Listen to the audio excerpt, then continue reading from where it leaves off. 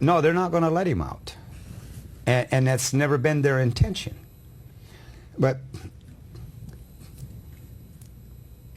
see, what I really think about that thing is that, see, the government had an operative,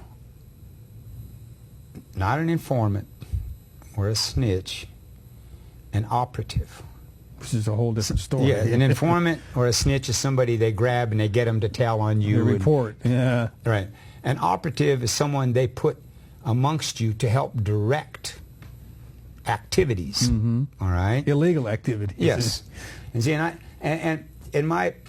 think that the government, that there was a government operative amongst that level of AIM leadership, so to speak, that had access to the AIM leadership. Wasn't necessarily a part of the AIM leadership, but had access to the AIM leadership. And I think because of this operative, I think this operative is behind the firefight in Oglala, where the agents were killed, and I think this operative is behind the murder of Annie Mae Aquash. And the way it appears to me is that the operative manipulated both sides against each other on the firefight thing, all right, as a part of a larger plan. But the plan went wrong, and the agents got killed, all right, because the plan went bad. And see, and if with that being the case, is that the government needs a scapegoat. They need somebody to hold, because they can never ever have this come to light.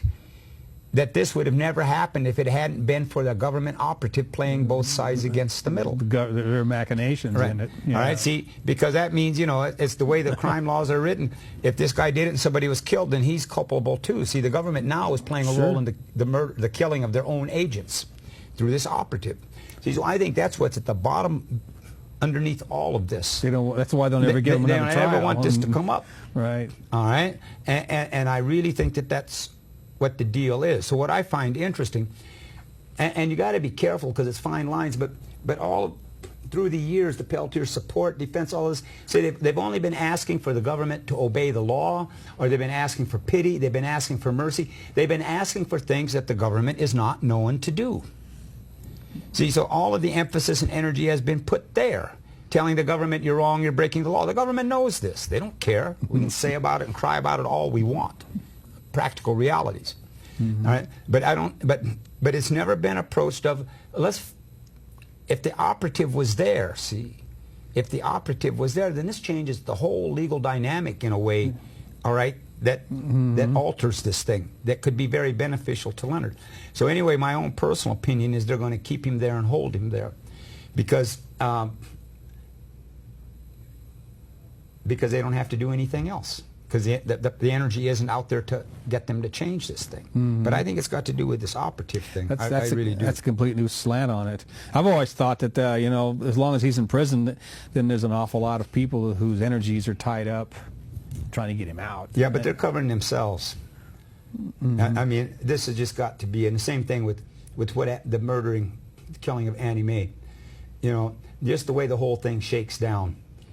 The government, they're trying a few people here and there now and then 30 years after the fact. See, but they let enough time pass, see, because the operative, see, so I think there's an operative who's connected to the killing of Annie Mae and that gunfight that took place in Oglala. And nobody's looking.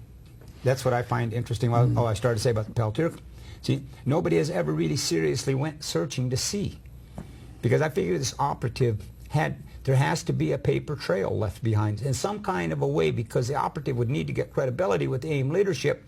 So that means the operative would have had to have done certain things in order to get that kind of credibility, in order to push them off into doing these kinds of things. He'd have had some kind of cut.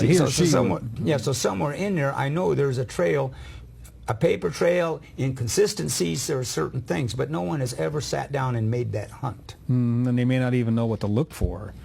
Well, I would start with the Custer defendants is where I would start. The Custer defendants? The Custer defendants, I would start there. I would look at the BIA takeover, the BIA occupation in Washington, D.C., and Custer defendants.